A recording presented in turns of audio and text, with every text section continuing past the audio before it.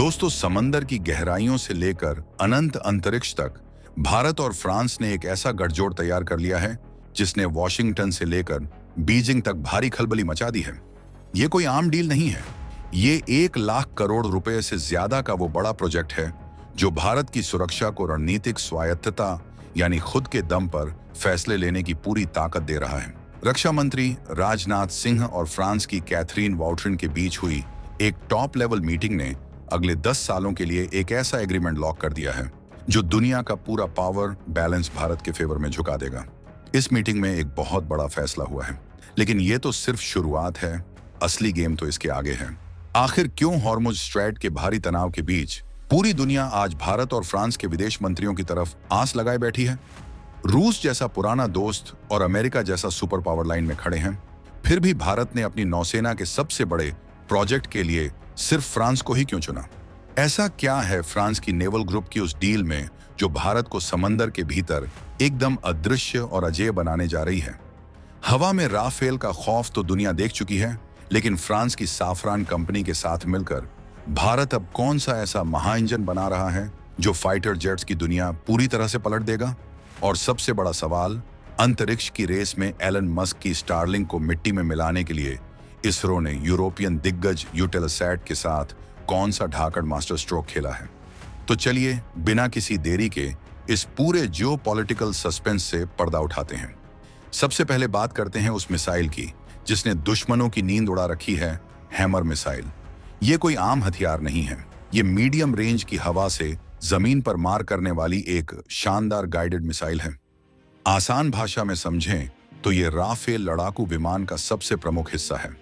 भारत के पास पहले से ही राफेल का बेड़ा मौजूद है और नए राफेल विमानों की डील पर बात चल रही है।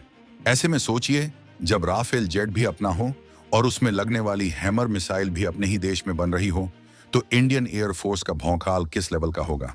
भारत की भारत इलेक्ट्रॉनिक्स लिमिटेड और फ्रांस की सैफरान इलेक्ट्रॉनिक्स एंड डिफेंस के बीच इस मिसाइल को भारत में ही बनाने के लिए एक जॉइंट वेंचर पर पक्का एग्रीमेंट हो चुका है। इससे सिर्फ हथियार ही नहीं बनेंगे, बल्कि एडवांस टेक्नोलॉजी के मामले में भारत पूरी तरह से आत्मनिर्भर बन जाएगा। इस मीटिंग में राजनाथ सिंह ने एक बहुत तगड़ी बात कही है। उन्होंने साफ कर दिया है कि हिंद महासागर के इलाके में भारत ही फर्स्ट रिस्पॉन्डर यानी सबसे पहले मदद करने वाला और रीजनल सिक्योरिटी प्रोवाइडर यानी सबकी सुरक्षा तय करने वाला देश है। सीमाओं के पार से जो अशांति फैलाने की कोशिशें होती हैं, वो पूरे इलाके के लिए एक बड़ा खतरा है और भारत इसे किसी भी कीमत पर बर्दाश्त नहीं करेगा। भारत और फ्रांस ने साफ कर दिया है कि उनका ये रिश्ता कोई दुकानदारी वाला लेन देन नहीं है, बल्कि ये दोनों देशों का एक लॉन्ग टर्म विजन है। फ्रांस और भारत के सैनिक अब एक दूसरे के ठिकानों पर तैनात होंगे, साथ मिलकर ट्रेनिंग करेंगे और बड़े ऑपरेशंस को अंजाम देंगे। ये सब देखकर चीन का पसीना छूटना लाजमी है, लेकिन कहानी में असली सस्पेंस तो अब शुरू होता है। अब जरा अपना फोकस मिडिल ईस्ट यानी पश्चिम एशिया पर शिफ्ट करते हैं। एक तरफ ईरान का अमेरिका और इजराइल के साथ जबरदस्त पंगा चल रहा है। हालांकि इसमें सीज फायर हो गया है, लेकिन हालात इतने टाइट हैं कि ईरान ने हॉर्मुज स्ट्रेट को अभी भी ब्लॉक कर रखा है। हॉर्मुज स्ट्रेट समंदर का वो संकरा रास्ता है जहां से दुनिया भर का तेल गुजरता है। अगर ये रास्ता बंद रहता है तो पूरी दुनिया में पेट्रोल डीजल की हाहाकार मचना तय है। ऊपर से पूरी ग्लोबल सप्लाई चेन टूटती है।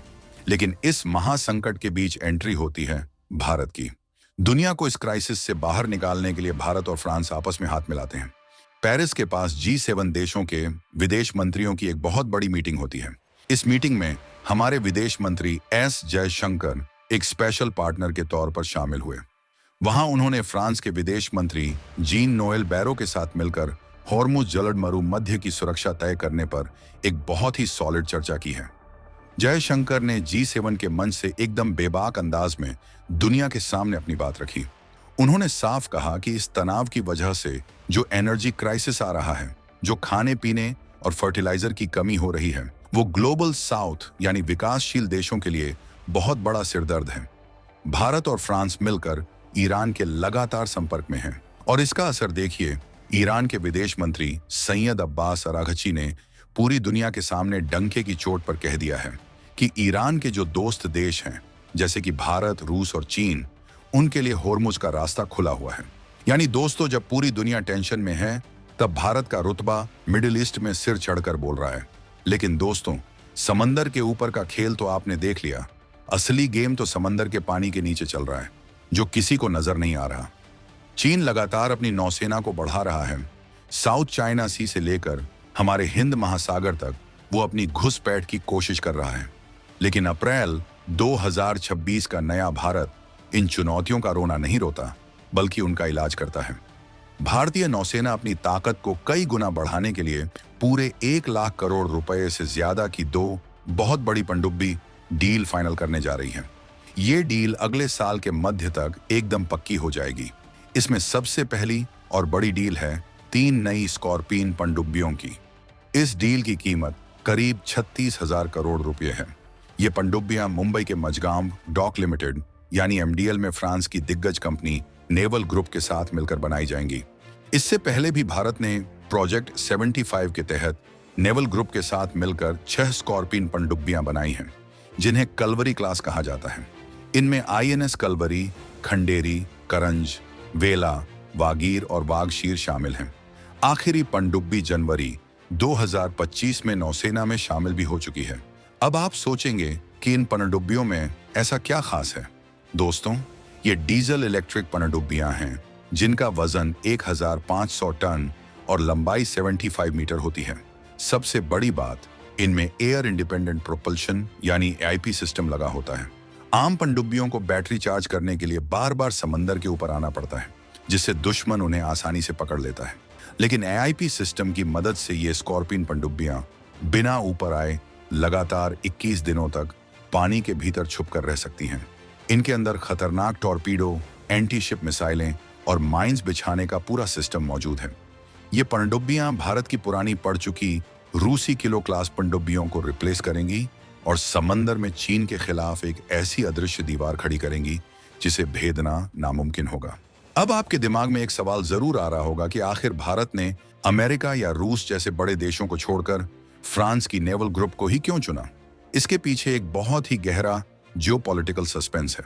भारत के लिए फ्रांस सिर्फ एक कंपनी नहीं है, बल्कि वो एक पूरा इकोसिस्टम है। जब हम रूस की बात करते हैं तो वो हमारा पुराना दोस्त जरूर है, लेकिन यूक्रेन क्राइसिस के बाद रूस पर पश्चिमी देशों के बहुत सारे बैन लग गए हैं। इससे रूस की सप्लाई चेन बुरी तरह टूट गई है। 2023 में ही इंडियन एयरफोर्स ने कह दिया था कि रूस अपने कमिटमेंट पूरे नहीं कर पा रहा है। ऊपर से रूस की चीन पर बढ़ती हुई निर्भरता भारत के लिए एक बड़ा रेड फ्लैग है। वहीं अगर अमेरिका की बात करें तो वो हथियार तो बेचना चाहता है, लेकिन वो अपनी कोर टेक्नोलॉजी कभी नहीं देता। अमेरिका के साथ कोई भी डील करो तो वो अपने ITAR जैसे कड़े कानून लगा देता है और ये शर्त रखता है कि आप उनके हथियारों का इस्तेमाल कैसे और कब करेंगे, इस पर वो नजर रखेंगे। अमेरिका कभी नहीं चाहेगा कि भारत अपनी तकनीक खुद बनाकर उन पर निर्भर रहना छोड़ दे। लेकिन फ्रांस का स्टाइल एकदम अलग है। France no strings attached policy पर चलता है। वो भारत पर कोई राजनीतिक शर्त नहीं थोपता। याद कीजिए 1998 का पोखरण परमाणु परीक्षण, जब अमेरिका और जापान समेत पूरी दुनिया ने भारत पर कड़े बैन लगा दिए थे, तब फ्रांस वो अकेला पश्चिमी देश था जो भारत के साथ सीना तान कर खड़ा था। फ्रांस भारत की रणनीतिक स्वतंत्रता की इज्जत करता है। नेवल ग्रुप भारत के लिए इसलिए गेम चेंजर है क्योंकि उसने हमें सिर्फ असेंबली लाइन नहीं दी, बल्कि सच्चा प्रौद्योगिकी हस्तांतरण यानी ट्रू ट्रांसफर ऑफ टेक्नोलॉजी दी है। फ्रांस ने भारत के इंजीनियरों को डिजाइनिंग, वेल्डिंग और क्रिटिकल मैन्युफैक्चरिंग की पूरी ABCD सिखाई है। भारत की खुद की रिसर्च संस्था DRDO ने जो अपना स्वदेशी AIP सिस्टम बनाया है, फ्रांस की नेवल ग्रुप पूरी ईमानदारी से उस भारतीय तकनीक को अपनी स्कॉर्पियन पनडुब्बियों में फिट करने में मदद कर रही है। ये कोई छोटी बात नहीं है दोस्तों। कोई भी विदेशी कंपनी अपनी मशीन में दूसरे की तकनीक को आसानी से घुसने नहीं देती, लेकिन फ्रांस भारत को ये स्पेस दे रहा है। इसके अलावा फ्रांस भारत को अंडर वाटर डोमेन अवेयरनेस यानी समंदर के नीचे पनडुब्बी की आवाज कैसे कम करनी है और दुश्मन को दूर से कैसे पकड़ना है, इसके लिए बेहतरीन सोनर और स्टील्थ तकनीक भी दे रहा है। ऐसी भी चर्चाएं हैं कि फ्रांस अपनी एडवांस्ड बाराकूडा क्लास की तकनीक भी भारत को देने पर बात कर रहा है, जो अमेरिका किसी कीमत पर नहीं देता। समंदर के नीचे का ये थ्रिलर तो आपने समझ लिया, लेकिन अब जरा नजर उठाइए आसमान की तरफ। भारत और फ्रांस की एरोस्पेस पार्टनरशिप ने पूरे एशिया का नक्शा ही बदल कर रख दिया है। डसॉल्ट कंपनी के राफेल जेट्स का जो खौफ पाकिस्तान के अंदर बैठा है वो किसी से छिपा नहीं है। राफेल ने पाकिस्तान पर एक ऐसी मनोवैज्ञानिक जीत दर्ज की है जिसने उनकी एयरफोर्स को पूरी तरह बैकफुट पर धकेल दिया है। राफेल के अंदर जो मीटियर मिसाइलें लगी हैं, उनका बियॉन्ड विजुअल रेंज यानी बिना दिखे दूर से ही मार गिराने का जो सिस्टम है, उसका पाकिस्तान के पास कोई तोड़ नहीं है। आज भारतीय वायुसेना के पास 36 राफेल जेट्स पूरी शान से उड़ रहे हैं और अब भारत अपनी नौसेना के एयरक्राफ्ट कैरियर आईएनएस विक्रांत और विक्रमादित्य के लिए 26 नए राफेल मरीन फाइटर जेट्स की डील भी फाइनल करने वाला है। जब समंदर के बीच से ये राफेल उड़ान भरेंगे तो दुश्मनों की रूह कांप जाएगी। लेकिन बात सिर्फ बने बनाए जेट्स खरीदने की नहीं है। भारत अब भविष्य की सोच रहा है। भारत अपने दम पर 5वीं पीढ़ी का सबसे घातक फाइटर जेट AMCAM का बनाने पर काम कर रहा है। ऐसे एडवांस जेट्स के लिए एक बहुत ही पावरफुल 110 किलो न्यूटन थ्रस्ट वाले इंजन की जरूरत होती है। अमेरिका ये इंजन बनाने की तकनीक देने में हमेशा आनाकानी करता है, लेकिन फ्रांस की साफरान कंपनी ने 100% टेक्नोलॉजी ट्रांसफर के साथ इस इंजन को सीधे भारत में ही बनाने का हाथ बढ़ाया है। ये एक ऐसा मास्टर स्ट्रोक है जो भारत को हमेशा के लिए इंजन के मामले में आत्मनिर्भर बना देगा। लेकिन सस्पेंस अभी खत्म नहीं हुआ है। समंदर और आसमान को मुट्ठी में करने के बाद अब भारत की नजर है उस जगह पर जहां से दुनिया का भविष्य तय होने वाला है, यानी अंतरिक्ष। जी हां, स्पेस की दुनिया में भारत की एजेंसी इसरो अब कोई आम प्लेयर नहीं रही, बल्कि वो पूरी दुनिया की स्पेस सुपर पावर बन चुकी है।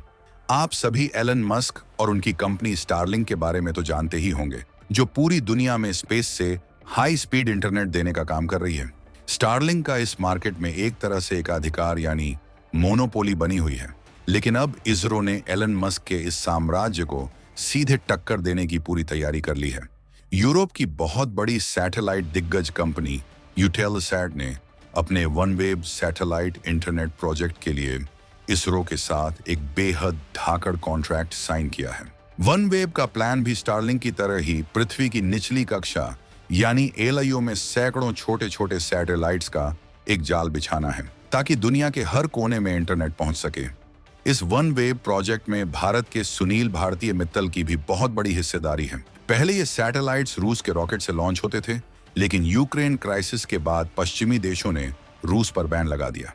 ऐसे में पूरी दुनिया के सामने एक बड़ा संकट आ गया कि अब इन सैटेलाइट्स को अंतरिक्ष में कौन ले जाएगा। चीन पर कोई भरोसा नहीं करता और अमेरिका की SpaceX खुद वनवेव की सबसे बड़ी कॉम्पिटिटर है। ऐसे में एंट्री होती है भारत के बाहुबली रॉकेट LVM-3 की। इसरो का ये भारी भरकम रॉकेट अब तक 100% सक्सेस रेट के साथ काम कर रहा है। दुनिया की बड़ी बड़ी कंपनियों को यह समझ आ गया है कि इसरो न सिर्फ सबसे सुरक्षित लॉन्च पार्टनर है, बल्कि सबसे किफायती भी है। इसरो के साथ डील करने पर यूटेलसैट को कम बजट में एकदम सटीक और शानदार रिजल्ट मिल रहे हैं। ये डील सीधे तौर पर एलन मस्क को एक खुली चुनौती है। इस डील से भारत को करोड़ों डॉलर की बम्पर कमाई होगी। सोचिए, वनवेव के एक्टिव होते ही भारत के उन दूर दराज के गांवों, ऊंचे पहाड़ों और रेगिस्तानों में भी बिना फाइबर केबल बिछाए एकदम रॉकेट की स्पीड से इंटरनेट पहुंचने लगेगा, जहां आज फोन के नेटवर्क भी नहीं आते। और इसरो यहीं रुकने वाला नहीं है। आने वाले कुछ ही महीनों में इसरो कई और विदेशी कंपनियों के बड़े बड़े पेलोड्स अंतरिक्ष में भेजने वाला है। भारत अब दुनिया का सबसे भरोसेमंद स्पेस ट्रांसपोर्टर बन चुका है। LVM-3 रॉकेट ने यह साबित कर दिया है कि भारी सैटेलाइट्स के लिए भारत को अब किसी विदेशी रॉकेट का मोहताज नहीं रहना पड़ेगा। और सबसे शानदार बात तो यह है कि इन विदेशी कंपनियों की सैटेलाइट लॉन्च करके इसरो जो करोड़ों रुपए कमा रहा है, उस पैसे का इस्तेमाल भारत के भविष्य के सबसे बड़े मिशनों यानी इंसानों को अंतरिक्ष में भेजने वाले गगनयान और चांद के रहस्यों को सुलझाने वाले चंद्रयान मिशन में किया जाएगा। दोस्तों, तस्वीर बिल्कुल साफ है। डसॉल्ट कंपनी के जरिए आसमान में, नेवल ग्रुप के जरिए समंदर की गहराइयों में, साफरान कंपनी के जरिए तकनीकी इनोवेशन में और इसरो के जरिए अनंत अंतरिक्ष में भारत और फ्रांस की यह पार्टनरशिप एक ऐसा चक्रव्यूह रच रही है जिसे तोड़ना दुनिया की किसी भी ताकत के बस की बात नहीं है। ये सिर्फ कोई नॉर्मल कूटनीति नहीं है। ये दो आजाद और संप्रभु देशों के बीच भरोसे की एक ऐसी मजबूत दीवार है जो आने वाले दशकों में पूरे एशिया और ग्लोबल वर्ल्ड ऑर्डर का नया भविष्य लिखने जा रही है। 2026 में फ्रांस में G7 का जो बड़ा शिखर सम्मेलन होने वाला है, वहां जब प्रधानमंत्री नरेंद्र मोदी और फ्रांस के राष्ट्रपति एक साथ मंच पर होंगे तो दुनिया भर की निगाहें उन पर होंगी। ये मंच ग्लोबल सप्लाई चेन और इंडो पैसिफिक इलाके में चीन की चालाकियों के खिलाफ एक सीधा और कड़ा मैसेज देने वाला है। भारत अब पीछे हटने वालों में से नहीं है। कूटनीति से लेकर युद्ध नीति तक हर मोर्चे पर भारत ने अपनी धाक जमा ली है। तो दोस्तों, इस पूरी मास्टर क्लास जियोपॉलिटिकल शिफ्ट पर आपका क्या सोचना है? क्या आपको लगता है कि भारत और फ्रांस की ये जोड़ी चीन के समुद्री मंसूबों को पूरी तरह से दफन कर पाएगी? क्या इसरो की ये उड़ान एलन मस्क के स्पेस साम्राज्य को हिलाकर रख देगी? कमेंट बॉक्स में अपना जवाब अभी लिखकर बताइए। आपकी राय बहुत मायने रखती है।